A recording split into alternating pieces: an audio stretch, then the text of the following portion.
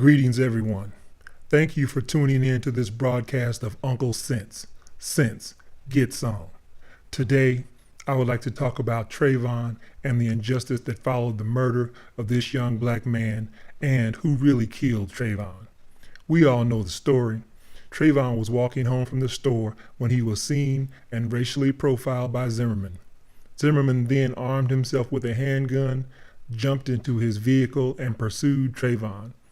Zimmerman placed a call to 911 to report a suspicious individual. He was told by 911 not to confront Trayvon and to wait for the police. Well, Zimmerman did not follow those instructions. Instead, he got out of his vehicle with his gun and confronted Trayvon. What exactly happened after that is unknown. What we do know is that an unarmed 17-year-old black youth was murdered by a grown man who studied martial arts and aspired to become a police officer. Zimmerman admitted to killing Trayvon. He claimed that he feared for his life and had no choice but to kill. Well, I ask you, who should have been fearful? The grown man with the gun or the 17-year-old seeing the grown man jump out of his vehicle and confronting him? I think that Trayvon should have been fearful for his life. I totally disagree with the notion that Zimmerman had no choice but to kill. Zimmerman had plenty of choices. He made lots of bad choices that day. We can all agree that Zimmerman was wrong on all accounts leading up to the murder of Trayvon. He was wrong to see this young man walking in the rain, wearing a hoodie, and racially profiling him to be a criminal or somewhere he did not belong. He was wrong to grab his gun and jump into his vehicle and pursue Trayvon. He was wrong to ignore the commands of the 911 operator who told him to not pursue or confront Trayvon. He was wrong to exit his vehicle with a gun and confront Trayvon. We assume there was a scuffle between Trayvon and Zimmerman. Zimmerman claims that this unarmed 17-year-old was beating him so bad that he feared for his life and murdered him in self-defense. Well, I sincerely hope that Trayvon was giving Zimmerman the beating of his life because, as it turned out, Trayvon was certainly fighting for his life. I saw an interview with Zimmerman's brother. The brother was asked about Zimmerman shooting an unarmed youth. The brother said that Trayvon was armed with the concrete sidewalk and his fists. Well, guess what? Zimmerman was also armed with the concrete sidewalk, his fists, and a gun.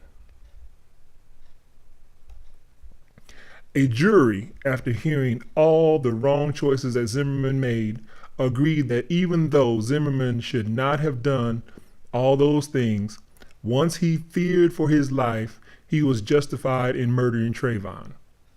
I just wonder what a jury would have determined if Trayvon had somehow got that gun away from Zimmerman and killed him. Would a black youth have been justified in killing Zimmerman because he feared for his life? I doubt it.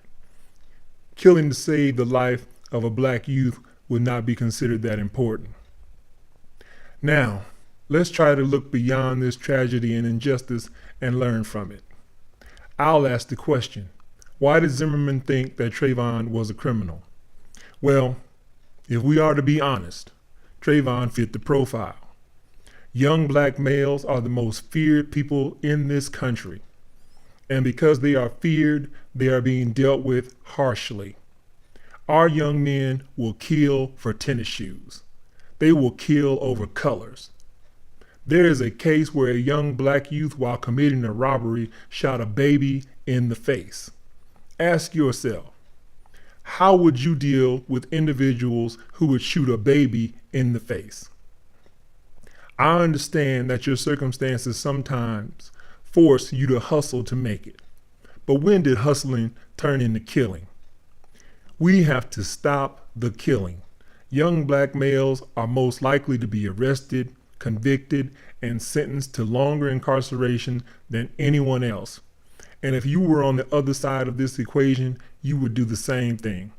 If you were in constant fear that a certain element was going to victimize you and your family every time you go to the mall or stop to pump gas or even in your own home, what would you do? You would want someone to clean up that undesirable element so that you and your family could live your life in peace. Well, that's exactly what the justice system is doing with young black males.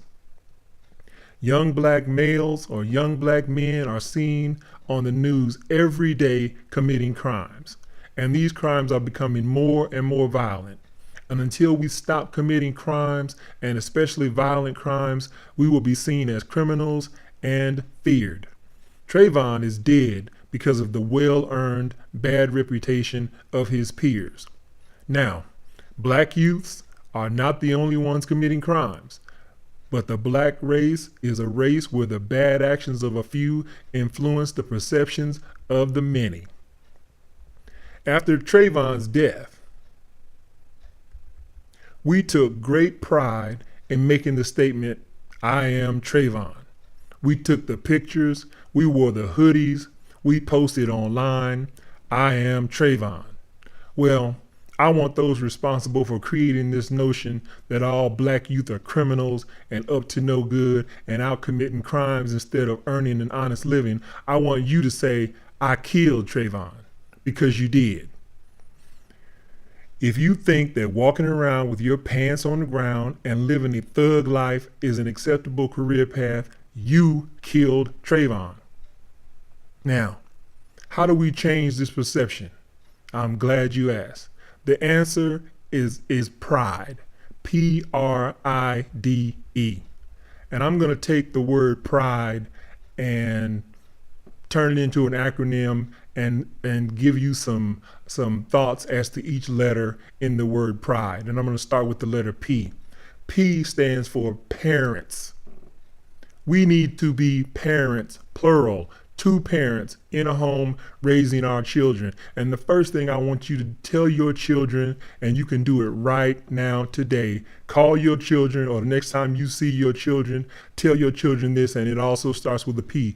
Pull up your pants. Parents, tell your children to pull up their pants. That's P. The R in pride, let's give it let's say it stands for respect.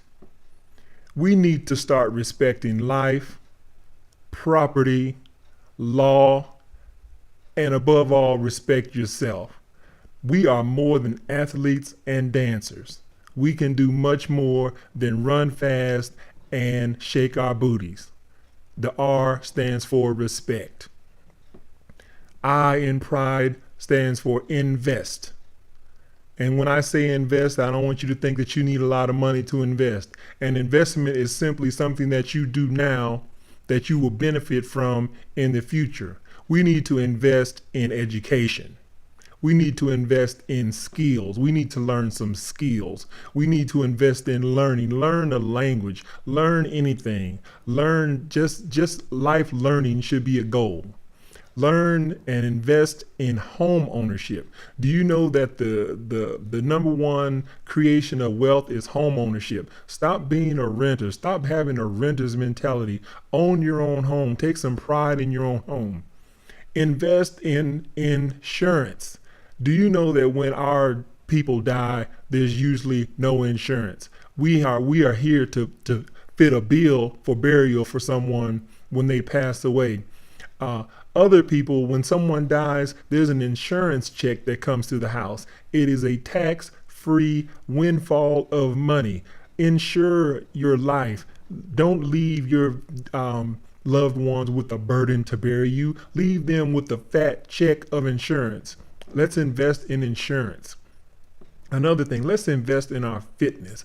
Look at us. We need fitness.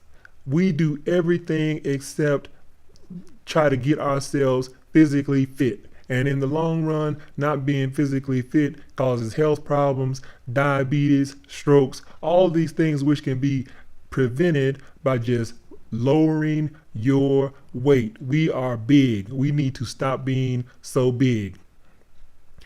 Things we don't need to invest in. We don't need to invest in the latest cell phone with unlimited minutes, or rims for the car, or fake hair and nails, or $500 tennis shoes, or $1,000 purses. All you are doing when you waste your money on expensive items is you are helping to send someone else's kids to Harvard, Yale, and Princeton. Send your own children to college. The D in pride, let's make it stand for things don't do. Let's don't do drugs. I wrote a poem about drugs. It's called Crackhead. Want to hear it? Here you go. Crackhead. Why would you want to be one after you see one? Crackhead. Let's don't do gangster rap. Gangster rap serves no purpose but to degrade. And guess what, ladies? Listen real closely, ladies. Yes, they are talking about you. And guess what, rappers? Children are also listening to you. Have some respect. Let's don't do babies. Let's stop doing babies. Babies should be planned by two adults that are married. Let's stop doing babies. If Ray Ray can't afford condoms, he certainly can't afford diapers. If he is not taking care of himself, he cannot take care of you and a child. Let's stop making babies out of wedlock. All you're doing is setting yourself back and putting yourself in a hole that it is difficult to get out of. And the E in pride stands for education. Every problem that we have in this country can be solved with education. But education isn't the easiest thing to do. Getting educated takes some work. The easy road is to quit and not go to school. But you know what? I tell people all the time, when you wake up in the morning and you decide that you are not going to school that day and you are done going to school, what you need to do is point yourself to the nearest prison and start walking that way, because that is your destination. You are going to end up in the penitentiary if you don't get yourself educated. Education is the key to everything that we would like to accomplish in this world. Educate, educate, educate. Now, that's all I'm going to say right now. I'm glad you all tuned in. Please take what I say to heart. I would never steer you in the wrong direction. I can be followed on Twitter at UncleSenseGetSome@gmail.com. And please stay tuned for my next episode coming soon. And I like to end every broadcast the same way, with the hope that we can do better.